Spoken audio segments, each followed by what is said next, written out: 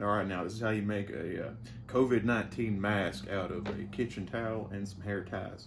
We went to the store, found some hair ties. All right, you take a standard kitchen towel or bandana, and you fold it into thirds, like so. Like that. And then you take a hair tie, and you put it on each side, pretty much in the thirds. We've been watching Tiger King, so you know the southern accents are out. All right, so it kind of looks like one of them candies, the wrapper. All right, so what you do is you fold over like so, and then you fold this one in and you tuck it inside of that flap, just like this. You get it in there, nice and deep, as far as you can. And then bam.